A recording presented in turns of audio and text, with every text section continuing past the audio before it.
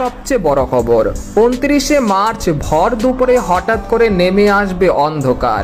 কয়েক ঘন্টার জন্য দেখা যাবে না সূর্যের আলো। শুরু হতে চলেছে 2025 সালের প্রথম সূর্যগ্রহণ।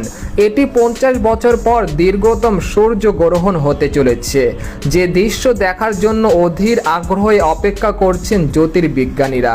এছাড়া 2025 সালে কয়টি সূর্যগ্রহণ দেখা যাবে, ভারত ও বাংলাদেশের সময় অনুসারে এই গ্রহণ শুরু হবে কখন এবং কখন হবে শেষ, জানতে হলে ভিডিওটি সম্পূর্ণ দেখতে থাকুন।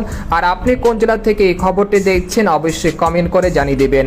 আর সবার আগে সবার প্রথম সঠিক খবর জানতে আমাদের চ্যানেলটিকে সাবস্ক্রাইব করে রাখুন। এবার জেনে নিন এক নজরে। আগামী 29শে মার্চ আংশিক সূর্যগ্রহণের ঘটনা ঘটতে যাচ্ছে। এদিন কিছুক্ষণের জন্য পৃথিবীর কিছু অংশ দুপুরবেলা অন্ধকারে নেমে আসবে। তবে এই গ্রহণ বাংলাদেশ থেকে দেখা যাবে না।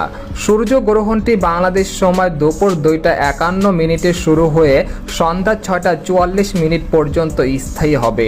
এটি একটি বলয়াকার সূর্যগ্রহণ, আর এর অর্থ হলো চাঁদ সূর্যের পুরো অংশ ঢেকে ফেলবে না, বরং চারপাশে একটি বলয়ের মতো আংশিক দৃশ্যমান থাকবে।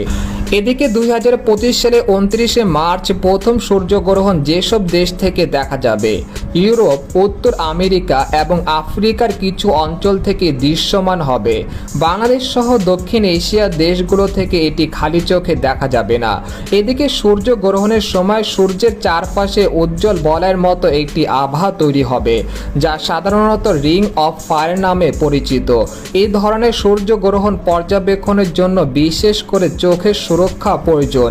খালি চোখে সূর্যগ্রহণ খোলা চোখের জন্য ক্ষতিকর হতে পারে। তবে যেসব দেশ থেকে এটি দেখা যাবে সেখানে জ্যোতির্বিজ্ঞানীরা টেলিস্কোপ ও বিশেষ ফিল্টার ব্যবহার করে গ্রহণ পর্যবেক্ষণ পরামর্শ দিয়েছেন। তো এই ছিল খবর। এরকম লেটেস্ট খবর জানতে আমাদের সাথেই থাকুন। ধন্যবাদ।